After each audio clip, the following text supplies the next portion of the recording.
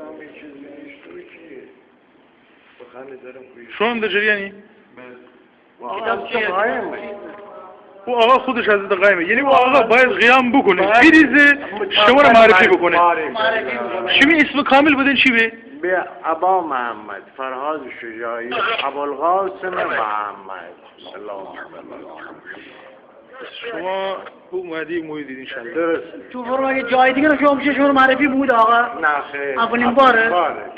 او آقا بدین چی به؟ اسم کاملتون چی به؟ در روایت چی با ما؟ او آقا در روایت اسم چی با ما؟ خودش. در روایت اسم شما چی با ما؟ غائب. آن عالم شما غایب آقا. خود حضرت محمد صلوات الله علیه و آله و سلم در خواب پرچم فده پرچم مشکی فده آقای یعنی خود شخص شما به تنهایی قیام نکنید. نه حضرت قائم مرا معرفی کنید ده الان زمانه الان شما خود امام زمانی که بعد از داوود آمد الان شما در مدت اجا یعنی امام زمان 10 سال در آلمان ایستادم 10 سال میزگن مرا ایستادم 10 سال میرم برسن الان یک کنیش آب Deutschleden wie persische Sprache دنم آلمانی صحبت میکنم مثل ایرانی. الان آیه یعنی شما تنید مسونه امی حاجت برآورده بکنید از خدا بخواید. چه نزنه شما ایت از یاران خواب من بی انا من شما رو قول دارم نه اینکه من بخوایم شما خودت دولیایی کار ندید دست 15 سیگار بید به این چیزا بخاطر من آدمان فرا کنید. در ام مدت شما کوی تشریف داشتید؟ من های حساب و ولی دستور از خداوند نشد که قیام بکنم. چی امام زمان خوشقیافی هم دارم. از اما خوشحالم که رشت خداوند یعنی چیزی حضرت علی مولا علی در 5 سالگی میشانیه. نه خود امام زمان آقا شما در 5 سالگی امام زمان چیه آقا؟ آقا جمعی یه چند من مردم میگه چرت شلاسی قربان من امام پیدا بود. الان چی حیوانی بود. آقا من هم چه حرفی شما زدید؟ من امام پیدا بود. وای با جان خودم آخر اما مشری امن داره. نه آقا تا شما امام باید طول کشه. نه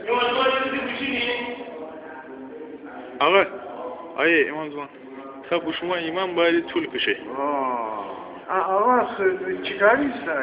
به هر حال یک کسایی زود میتونید به شما امام باید. درست. الان که شما دی به هر حال امامی به اجازه بده من شما رو بگم.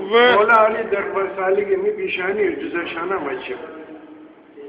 مولا علی در 5 سالگی می پیشانی جزشانه مچه بله وقت تو می پسر یا مچه بیر. حضرت علی بله مولا علی می بیر. شما وقتی بوده یا و می بیر و مردم. در عصر غیبت در زمانی که غیبت سری ازدواج بکنید. غیبت کی ازدواج بکنید.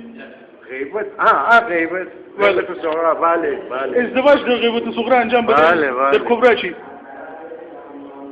خانمی که در آلمان است یعنی پس شما که امام زمانی در آلمان ازدواج نه در ایران دی قربان در هرش بله 4 تا زاگم برم که در آلمان بودیم ولی آجا امام بارید خود صاحب زمان جلوه و آقایم قایم یعنی که چون تو جدایی دور بشه اشکال نه ظاهرا همیشه روایتی که بود اسلام برسه ظاهرا یه مقدار اشکال داشته سند و آقا باید قیام بکنه آقای معرفی بکنه شما قبول دارید؟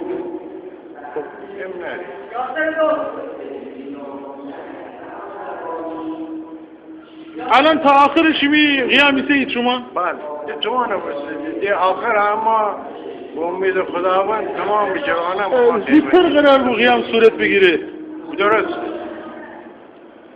باید 2 تا 10 سال